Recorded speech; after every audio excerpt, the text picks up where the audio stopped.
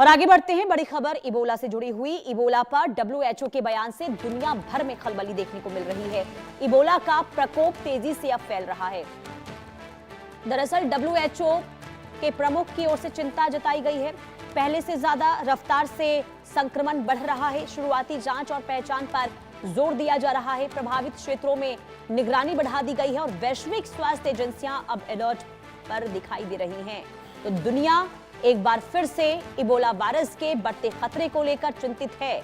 और इधर डब्ल्यूएचओ के महानिदेशक डॉक्टर टेड्रोस अधानोम के द्वारा चेतावनी दी गई है कि मौजूदा इबोला प्रकोप पहले के किसी भी प्रकोप की तुलना में अधिक तेजी से फैल रहा है।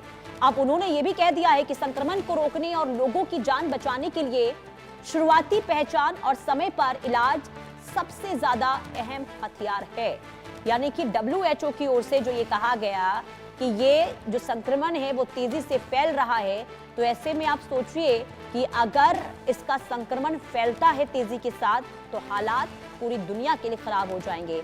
यानी कि संक्रमण के एक नए दौर से हो सकता है कि पूरी दुनिया गुजरे। आरजू सेठ संवाददाता एक बार फिर से जुड़ चुकी हैं। आरजू, पहले देखिए कोविड को लेकर लोग पहले ही डरे हुए हैं और अब इबोला को लेकर जो ये जानकारी डब्ल्यूएचओ के महानिदेशक के द्वारा दी गई है कि ये तो बहुत ज्यादा खतरनाक, इसका फैलाव बहुत तेजी से हो रहा है, तो उसके बाद आगे भारत की ओर से क्या कदम उठाए जा रहे हैं?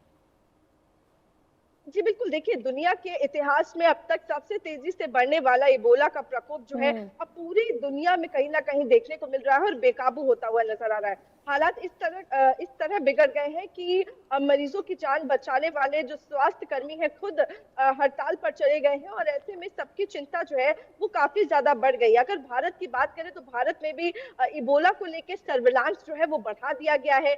जो जिस तरीके से हम कोविड के टाइम पर देख रहे थे, जो फॉरेन ट्रेवलर्स हैं जो फॉरेन से आ रहे हैं, विदेश से आ रहे हैं, कि विदेश में काफी ज्यादा अफ्रीकन देशों में इसका प्रकोप देखने को मिल रहा है, तो वहां से जो लोग आ रहे हैं कहीं ना कहीं उनका टेस्ट किया जा रहा है, सर्विलांस जो है वो किया जा रहा है और टेस्टिंग के जरिए इसको रोकने की कोशिश जो है वो फैलने से की जा रही है। और भारत में भी अगर हम बात करें तो हेल्थ डिपार्टमेंट की तरफ से मीटिंग की गई है, सभी स्टेट्स को इंस्ट्रक्ट किया गया है, कोऑर्डिनेशन के साथ कहीं ना कहीं भारत में इबोला वायरस को फैलने से रोकने का प्रयास जो है अब वो किया जा रहा है। लेकिन जिस तरीके से दुनिया भर में इसका प्रकोप बढ़ रहा है, इसने कहीं ना कहीं डॉक्टरों की, वैज्ञानिकों की चिंता जो है वो बहुत ज्यादा बढ़ा दी है। और हमने सुना भी किस तरीके से डब्ल्यूएचओ के जो साइंटिस्ट है उनकी तरफ से भी देखिए कहा जा रहा है कि किस तरीके से ये इबोला जो है वो कंसर्निंग हो सकता है और अलर्ट के लिए कहा गया है, अलर्ट रहने के लिए कहा गया है। तो इससे देखिए अब तक काफी ज्यादा प्रकोप देखने को मिला है। 750 से ज्यादा मौतें हो चुकी हैं और लगातार जिस तरीके से तेजी से ये वायरस फैल रहा है, इससे काफी ज्यादा कंसर्न जो है वो देखने को मिल रहा है। जी लेकिन सबसे ज्यादा जरूरी ये हो जाता है कि भारत में ये संक्रमण जो है वो ज्यादा ना फैले या फिर इसको लेकर स्थिति खराब ना हो, इसकी एंट्री ना हो, इसे लेकर भारत कितना तैयार है आरजू? जी देखिए, सरकार का ये कहना है कि किसी भी चुनौती के लिए भारत जो है वो पूरी तरीके से तैयार है। फिलहाल ऐसे कोई भी चिंता वाली बात नहीं है भारत में।